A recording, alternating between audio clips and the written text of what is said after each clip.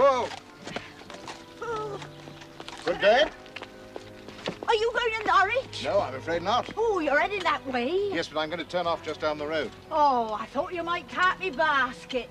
Looks heavy. It is. I've come a long way. And I've got to get me mussels to market early to get the best price. I'm sorry I can't help you. Look, I tell you what. I'll give you a picture of my mother instead. Oh, I don't see what use that'll be. You never know. It might bring you luck in the market. Good day. Go on.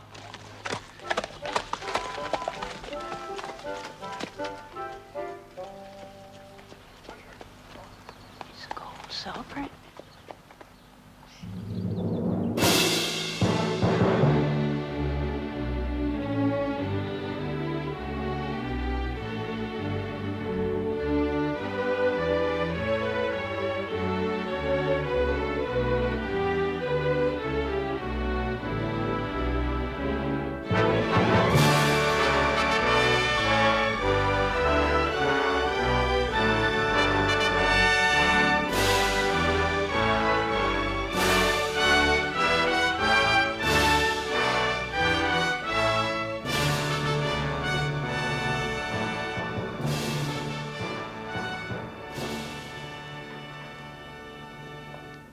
If I could only speak to the Queen. You are not well enough to travel.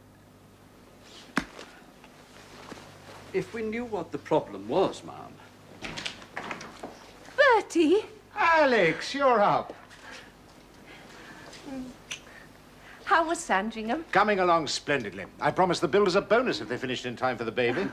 Well, well, Lady Mac, Sir William, so it was all a false alarm, eh? By no means, sir. Dr. Gull expressly Doctors. forbade her. He expressly forbade Her Royal Highness to leave her bed. I had to see you. Oh, Ma'am? no. I want to speak to my husband. I'll wait in the study, sir. Very well. But I shall return in 5 minutes to take you back upstairs. Thank you, Lady Mac. She bullies me. Oh, she loves you very dearly, as they all do. Now, what is it, Alex? You know, Lenchen, this hideous marriage. Oh, well, we can't do anything about that. But we haven't even tried.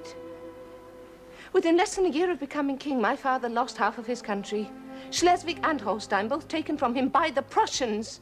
And now this Prussian who calls himself Prince of Schleswig-Holstein is to marry Elena, your own sister. Yes, but it's not meant as an insult to Denmark. Of course not. We're not important enough. Oh, Alex. I can't go to the Queen, but you must. Lenchen is a sweet girl. She's the kindest of your sisters.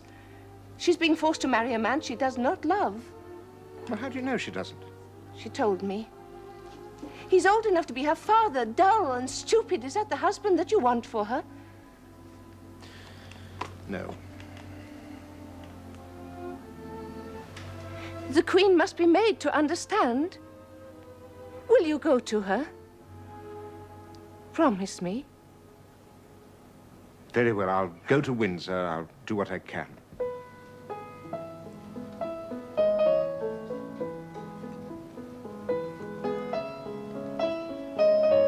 No, Bertie. This Prince Christian, he's not the man for you. Someone must speak to Mamma. Please, please, no. I must marry him. Lenchen. I always thought I would be the one who had to stay at home. When Mamma told me I was to marry, I couldn't believe it. I'd be free. Then when I met him, he was so different from what I imagined. I cried myself to sleep every night. Oh, my dear. Oh, you're in here. I'll tell Her Majesty. Thank you, Brown. Will you be wanting tea? No. Good. She's just had hers. I don't like that man. Oh, Mamma feels safe with him. Papa trusted him. She mustn't find Salome.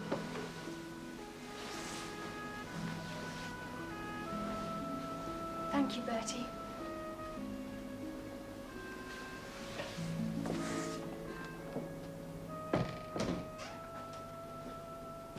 Thank you, John. How nice to see you. Mamma.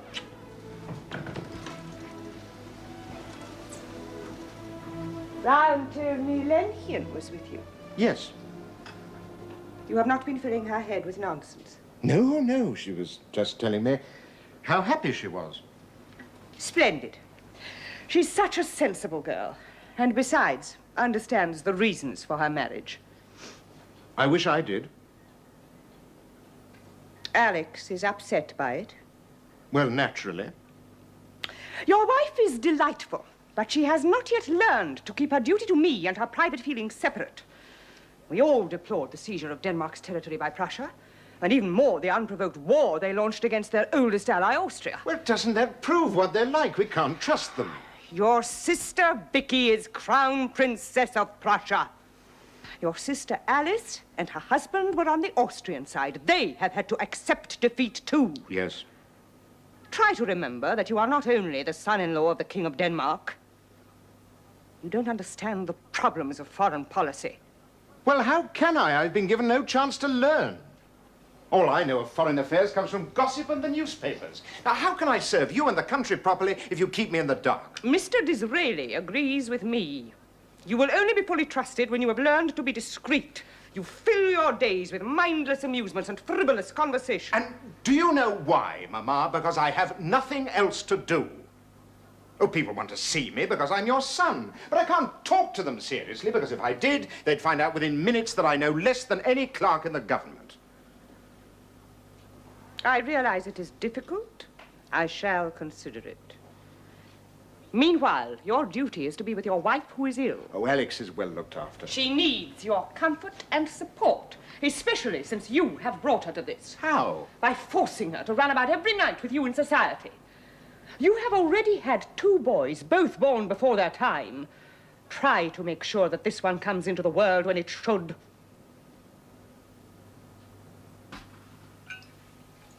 Her Royal Highness expected you back before this, sir. I had things to do.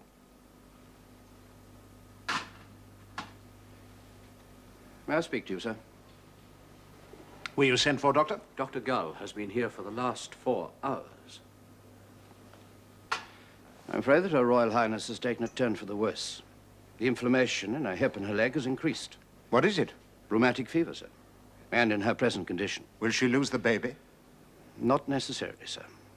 But it will undoubtedly once again be premature. She is already in great pain, sir. Well, can't you give her something? She would not even take a sleeping draught in case she was asleep when you return, sir.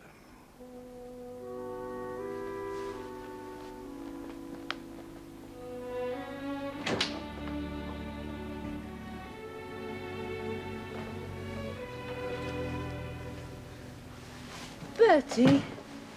My darling, I didn't know. Is it very bad? I can't hear you. The pain, is it very bad? I can bear it when you're here.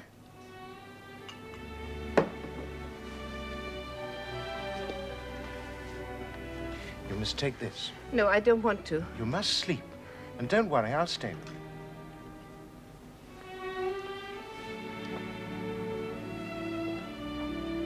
Oh. There. Now lie back. Where were you? Affie was home on leave. We had dinner. As long as I know where you are. I'm here now, my darling. Rest. You're so kind.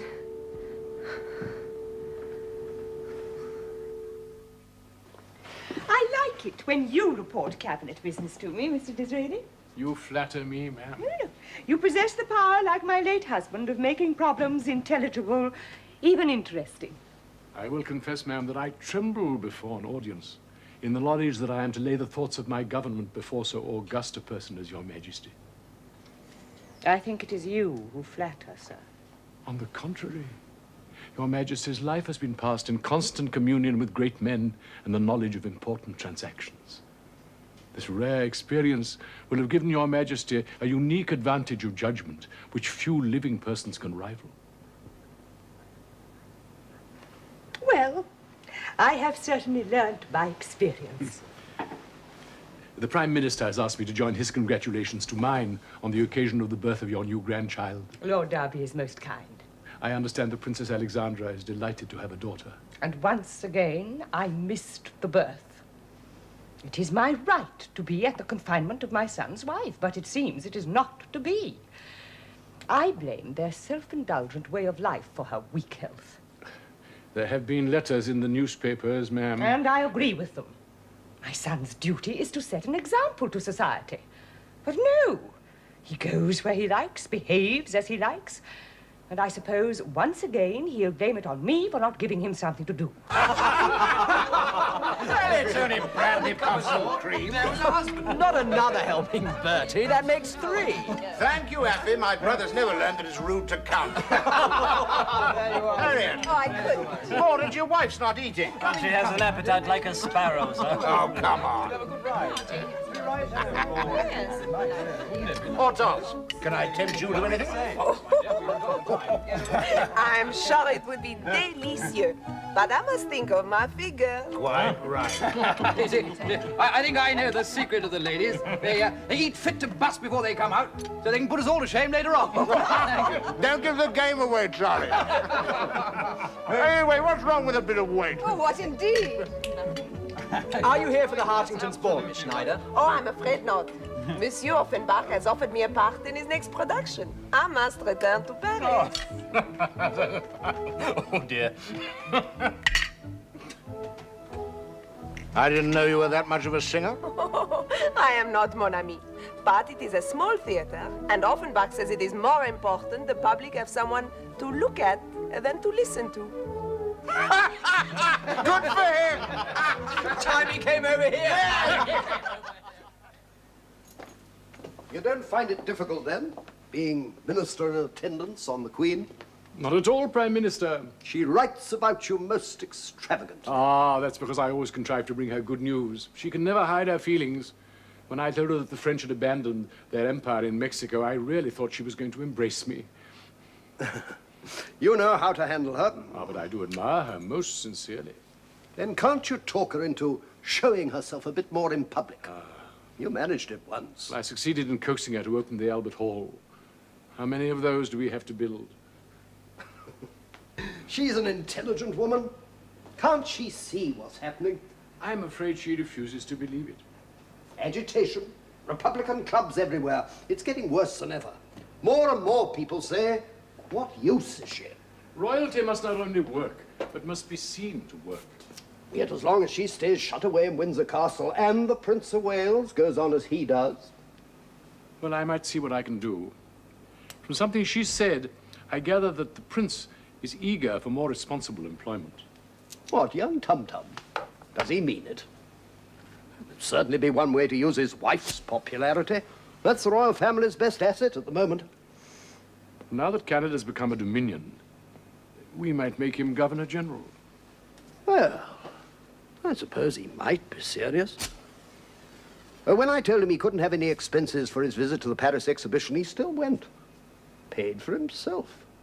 I don't suppose the presence of a certain young actress could have had anything to do with it.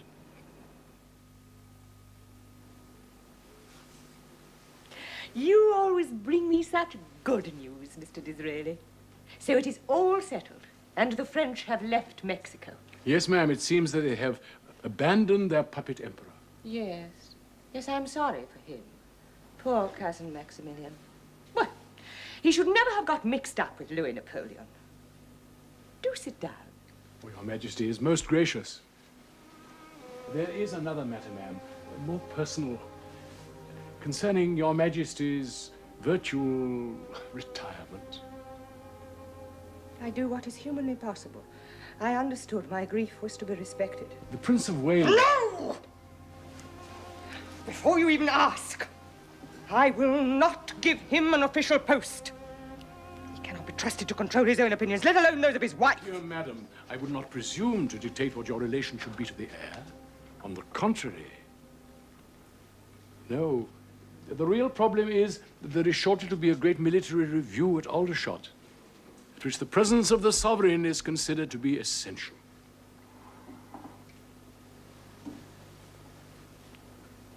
I thought that you at least would understand, Mr. Disraeli.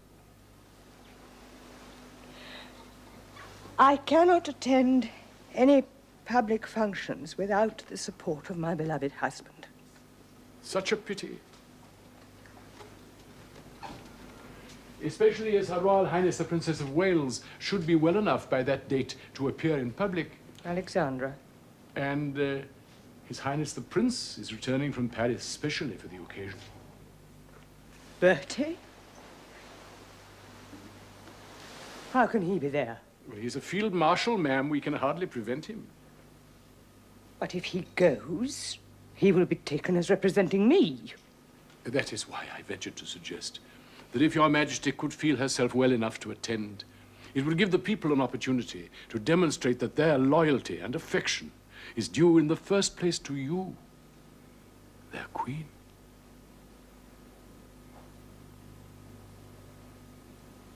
Yes.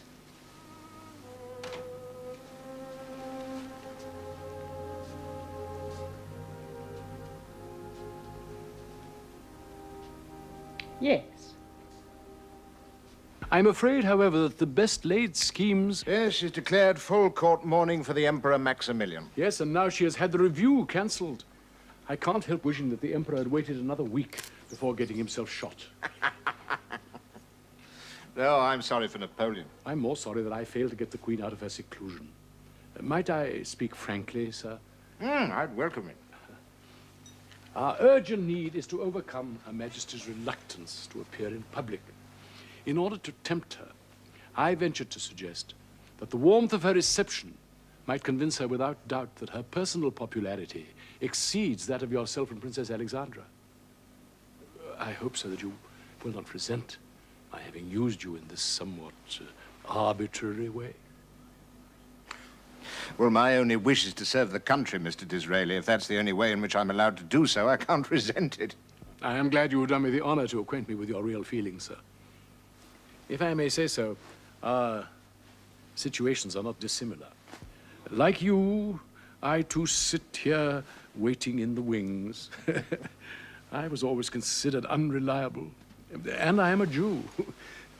People tell me I was foolhardy even to attempt to meddle in English politics. Oh, you may be Prime Minister soon. Possibly, but it may not last. The Tory party is weak and unpopular. However, one day, when I am more secure, I promise you I shall do all I can to be of some little use to you. And until then, eh? You must learn to be more tactful with your mother. I know, sir, you would wish me to be sincere. You must not appear to enter into competition with the Queen. That is the one thing she cannot stand. You must seem to do whatever she wishes. Oh. Anything else? And first of all, in order to gain her confidence, you must heal the breach in your own family. Well, you may be right. Mind you, it won't be easy. My wife feels very strongly about the violation of her country. Of course. But I know you will do what you can. Prussia is far too powerful to be offended unnecessarily.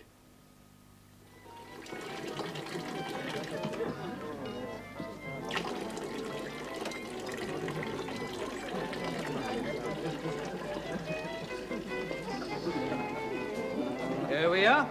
Oh, foul stuff. Drink it up, Bertie. If it's good for me, it's good for you too. I really don't see why people come all the way to Germany just to drink soda water. I don't see why people come to Germany at all. Oh. All right, darling. It makes the Queen happy. That's worth a great deal. Skål. Oh, very well then, skål. Skål.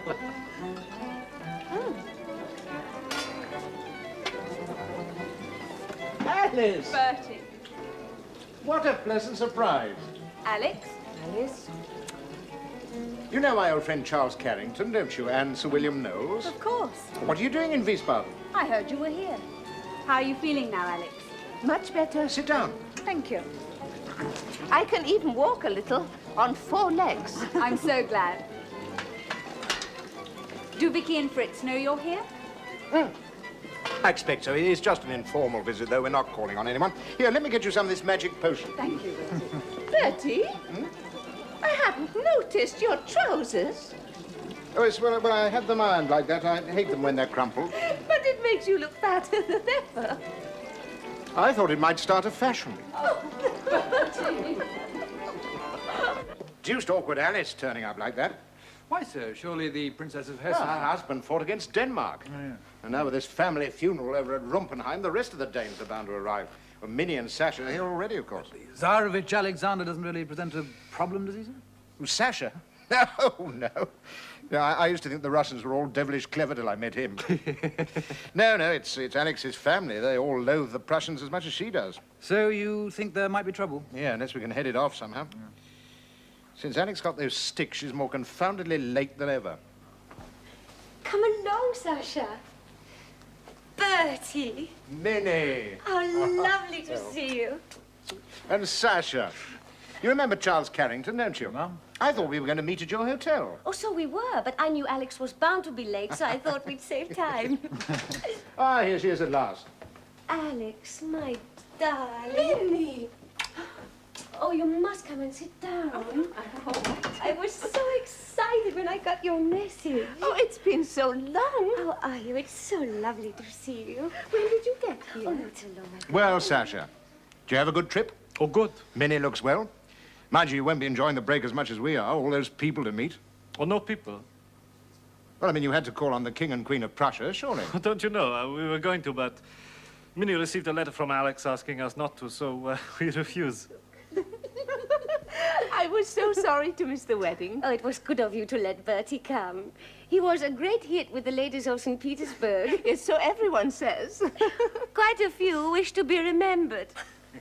Yes, all right, Minnie. Well, shall we go into dinner? Oh, Alex, darling, do you have to stay here? Thank you. Mother and Tyra are at Rumpenheim, and Willie. Oh, there's plenty of room. Come along, Sasha. Why don't you come and see us? Could we, Bertie? Yes, it'd do you good to be with your family for a while. You'd enjoy it. You'd come too? Well, Charlie and I have been thinking of going on to the races at Baden for a few days, but you go, my darling. We'll only be gone a week. Oh, then we can all meet again here. Oh, Alex, darling, it will be such fun. It will be so many things to do. Sir, are we really going to Baden, sir? Yeah, it might be safer. It's better if we all get away from here.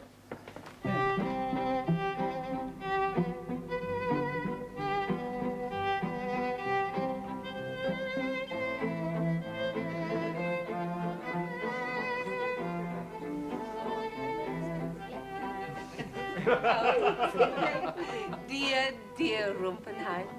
I don't think I have ever enjoyed a holiday more. Why don't you come to Greece? No, Willie. I'm sorry, I can't hear.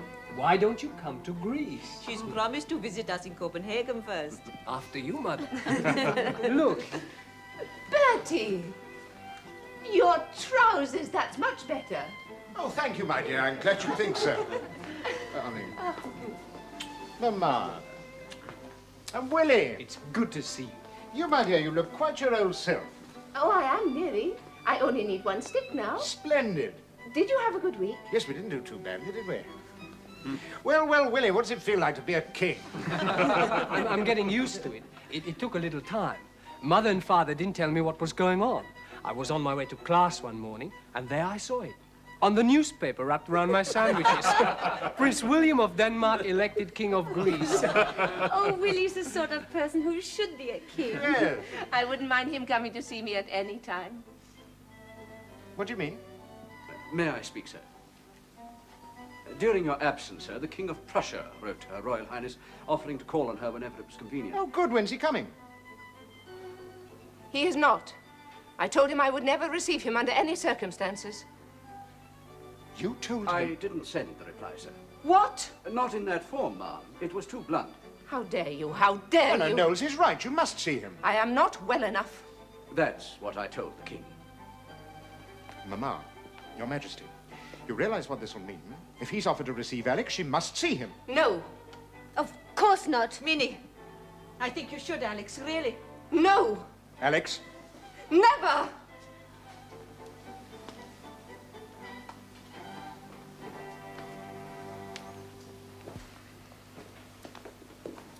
Alex, please.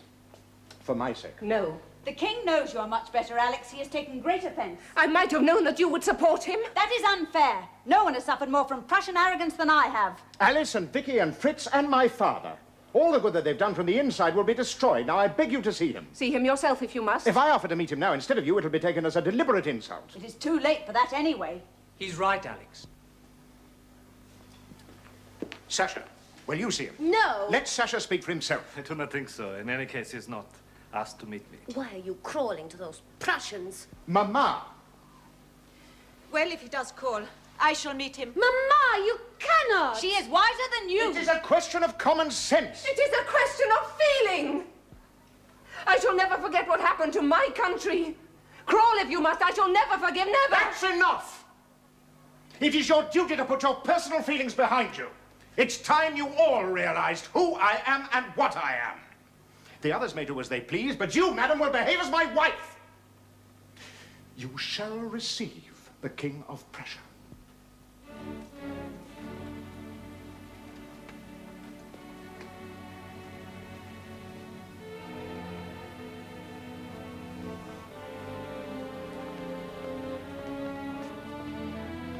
Knowles, you will send a telegram to the King inviting him for breakfast tomorrow morning.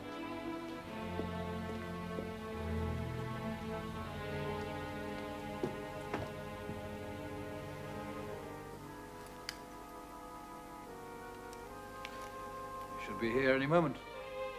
Yes. Surely with the Prince of Wales and the King of Greece to meet him at the station, he should be satisfied. I doubt it. Any sign of the others? The Tsarevich and his wife left this morning. And Queen Louise with them, in spite of her promise. Princess Alexandra?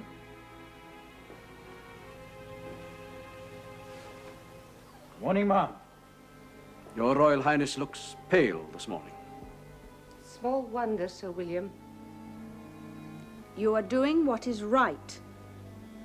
I am being forced against my will and my conscience to meet this man, though I cannot promise what my reaction will be when I see him.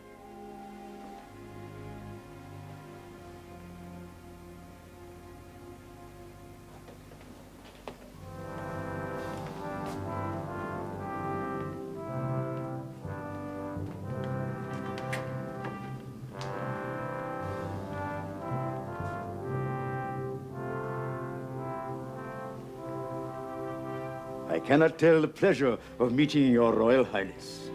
I was disturbed at the reports of your illness. They were exaggerated, sir. But not the reports of your beauty. Ah, Alice, my dear. I can't tell you how grateful I am. The Queen will be very pleased. I did not do it for your mother, nor your country. I did it for you.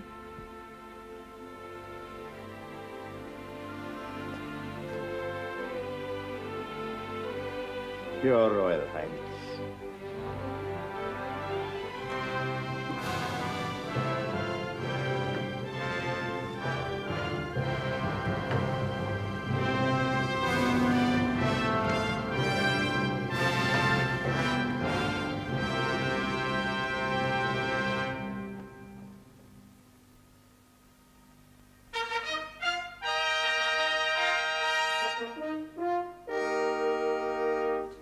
Yes, I'm very pleased with you both. During the past 2 years, you have behaved in an exemplary fashion. Thank you, Mama. More tea, Alex? No, thank you, Lenthian. I was particularly pleased by your reception in Ireland. I had grave doubts about your paying a state visit there, particularly at a time of such unrest. It was not without risk. They would have preferred to see you. Perhaps one day. George, what are you doing? Georgie. Stop it. Stop it at once. George, you are not behaving like a little gentleman, more like a little dog. And doggies do not sit at the table, but underneath. Go under the table. Mama. Under the table. I think perhaps that was a little hard, Mama. Nonsense. You're far too lenient. It's time you hired a governess to discipline them. But, Mama, if you treat children too severely at that age, they become shy, and then they start to fear those that they ought to love. We never indulged any of you, and it has had no ill effect. Georgie! What? What are you doing? You see all those little doggies don't wear any clothes. Woof, woof. It's all right, Alex. Georgie, you naughty boy.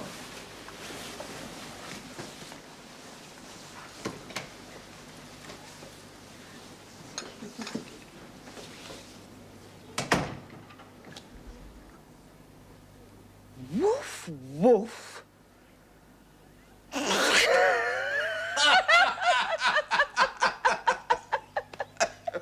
Oh, children are a joy. I never want my home to be without grandchildren. That is why I insisted on Lenhian and her husband staying near me.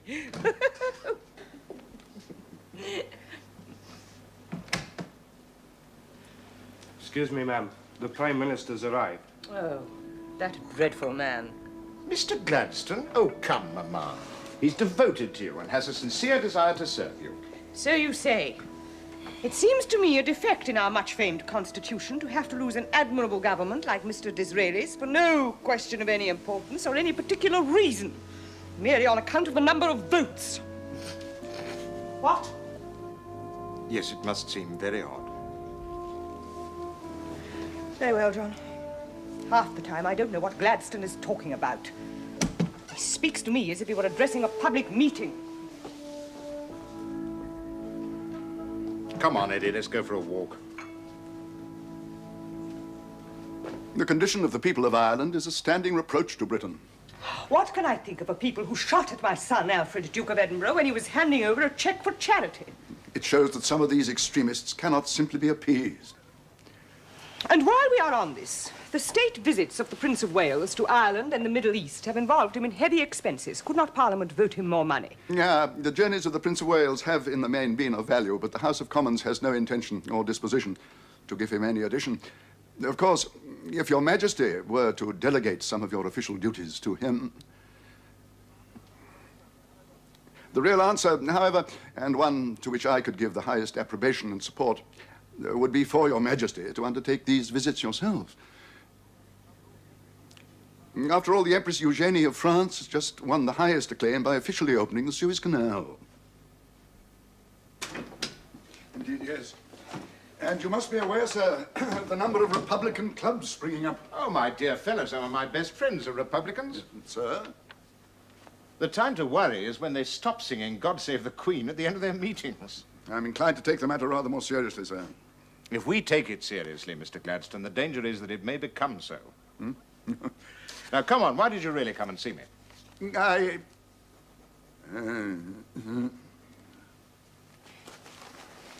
If your Royal Highnesses will excuse me. Of course, Lady Macclesfield. I find myself almost unable to communicate with the Queen. And it is essential in these days, with more and more power coming into the hands of the executive, that as Prime Minister, I should be able to do so. I feel she resents me, particularly over appointments. She will not realize that if she insists on fighting the government, the monarchy itself is in danger. Oh, yes. Please. Oh, I came to ask if you could use your influence. With the Queen? Don't you know that I have no political influence, especially not with my mother? If I had, do you think that I'd be happy to live as I do? That all I want to do in life is open bridges and lay foundation stones? Have you asked her to let you do more? Yeah. Forgive me. Perhaps we can help each other. Others have tried, Mr. Gladstone. However, I'll certainly do what I can for you. Thank you, sir. I've taken up too much of your time. Not at all. Sir?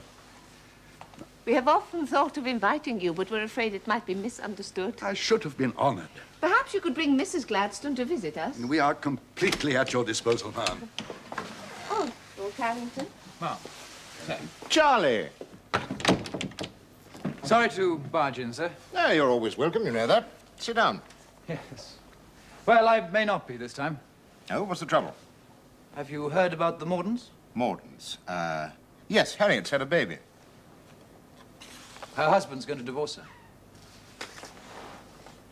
Good God. Apparently the child was born blind and With the shock, she thought it was a punishment, and so she's confessed to adultery with 3 different men, all of them friends of his. And he's going through with it? I'm afraid so. I mean, do they know what they're doing? It means social ruin for all of them, won't it? Who were they? Lord Coles, Freddie Johnson, and you, sir.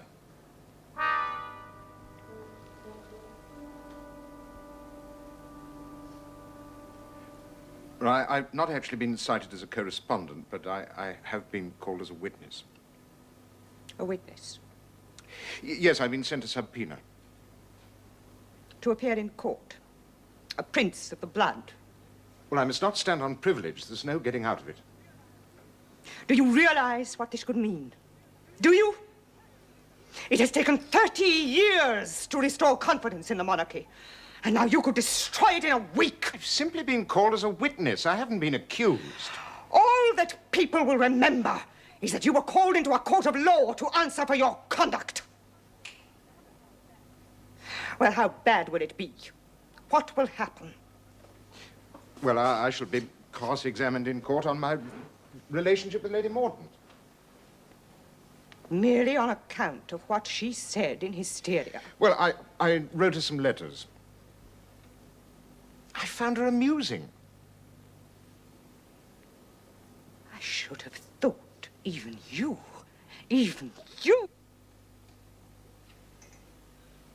Oh, Bertie.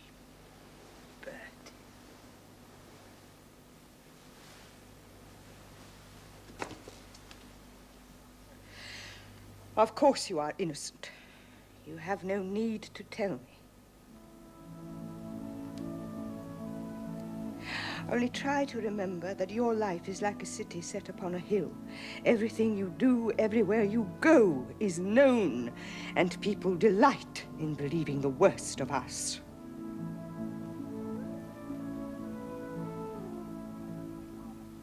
I believe you are acquainted with Lady Mordaunt, sir. Yes, I am. And you have visited her on a number of occasions. Yes, I have.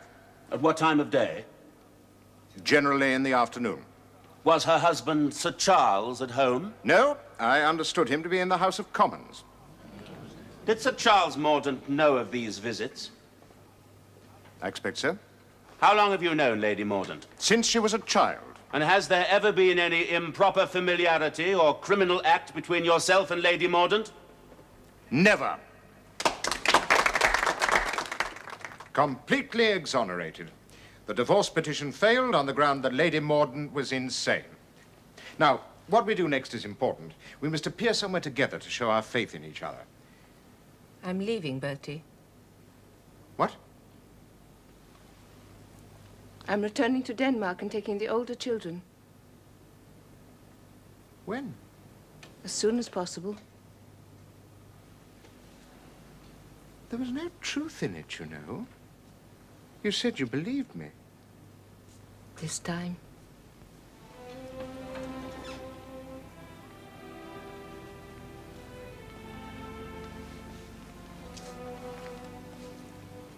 How long will you be gone?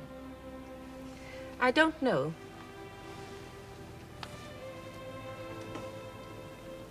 You're right. We should be seen together tonight. But tomorrow, I'm leaving.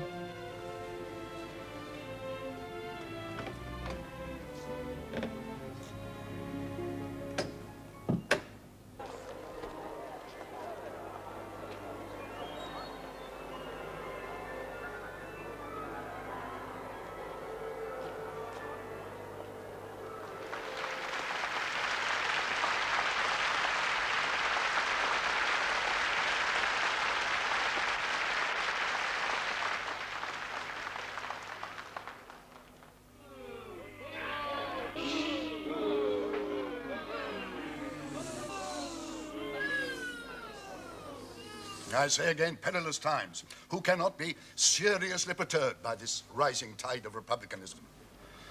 The Prussian victory over France and the fall of the French monarchy have encouraged a rabid demand for the abolition of the monarchy here in Britain. Riots, demonstrations have become commonplace. The call to abolish the throne which once merely threatened now thunders in every city in these islands. Yet, the Queen will not alter her way of life. She is no longer an object of veneration. The Prince of Wales, who could take her place, is still denied public office and his conduct called into question. The entire trouble is that the Queen is invisible and the Prince of Wales not respected. It's a more dangerous time, politically, than for many years. Louis Napoleon in exile, Wilhelm of Prussia calling himself Emperor of United Germany. Kaiser. And not only abroad, here at home, there is violent protest that the Queen will neither appear nor let herself be represented. I believe there are placards outside Buckingham Palace. Oh, yes. Vacant, these commanding premises to be sold in consequence of the late occupants' declining business. There are even some members of Parliament calling for her to be deposed. Bertie, are you all right? What? Yes, I'm just a bit tired, that's all. But since you come home, my darling, I feel 1,000 times better. Your Royal Highness's return was the only good thing to have come out of the war. Mamma was quite right to send for you. It was far too dangerous for the children to stay in Denmark. I'm very happy to be back and in our new home at last. Bertie? He's been having dizzy spells. Why, you're shivering. Alice, we must get a doctor. Come. No, slowly. There, no, it's all right. Leave me.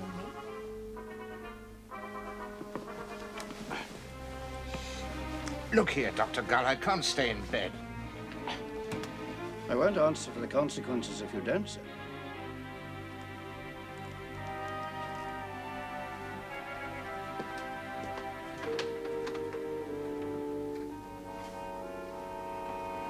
Well, Doctor? I'm very much afraid, ma'am, the Prince may have typhoid.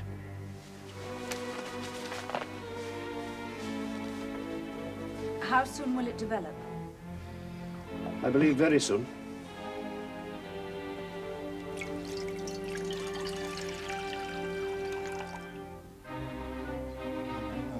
Mama, please.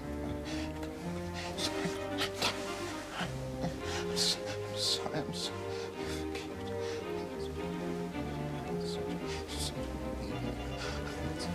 Come away, Alex. No. Dr. Gull says we must not go too near him. If he's disturbed, it could be very serious. I can't hear what he's saying. It's best not to try.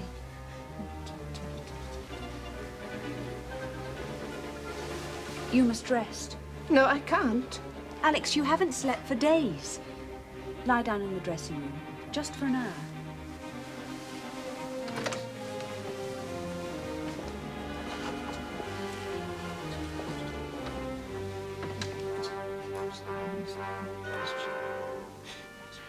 I can't stand waiting. Do they know where he got it? At a lodge near Scarborough. Some of the other guests collapsed, too. Lord Chesterfield is dead already. Hadn't we better tell Mother? She's not well enough to be told.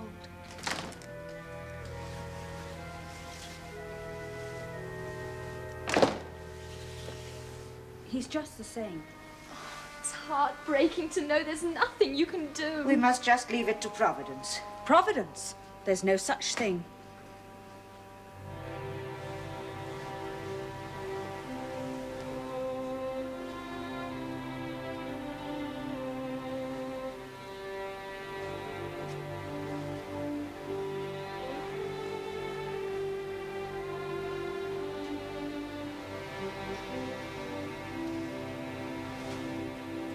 Where is he? Where's Bertie? Oh, boy. Just like his father.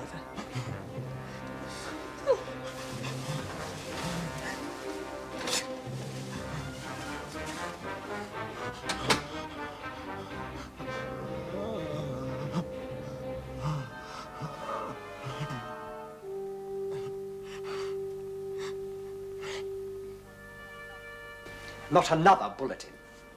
The demand for news is insatiable, Your Royal Highness.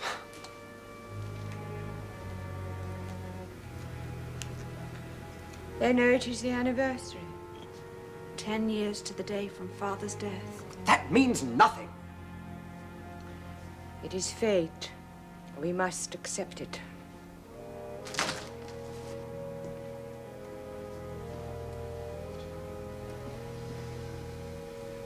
I'm very much afraid, Your Majesty, that the end is near.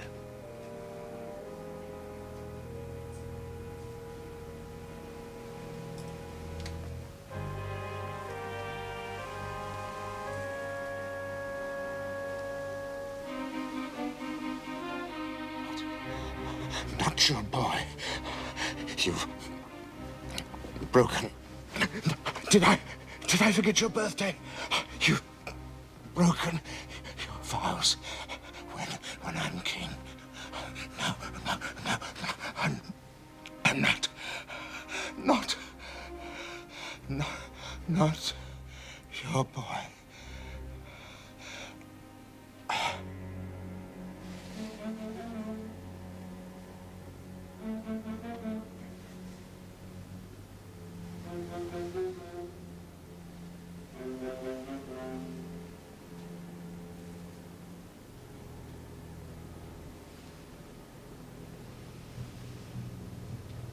Crisis is passing.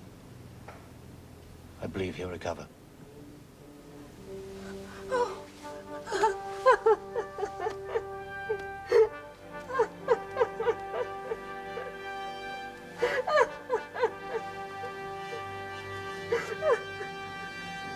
Words cannot express it. People wept in the streets. The excitement, the affection everywhere for both of you.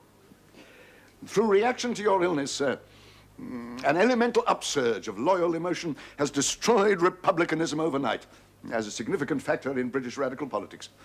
Strange that what proved too much for so many brilliant men should have been achieved by a few feet of infected drains. In the changed climate of opinion, sir, and provided that Her Majesty gives her assent, I am confident that I can persuade my government to create you, for an unlimited term, Viceroy of Ireland. Would Her Majesty ever agree? Well, the arguments are incontestable. It will give you valuable experience in kingship and will show the royal family in the visible discharge of public duty. And it may go far to settle the discontent in that unhappy land. It would be welcomed in Ireland. I've never been more certain of anything. Meanwhile, the country insists on an official service of thanksgiving in St. Paul's Cathedral. I think I can assure the Princess Alexandra and yourself, sir, of the most sincere demonstration of affection ever received.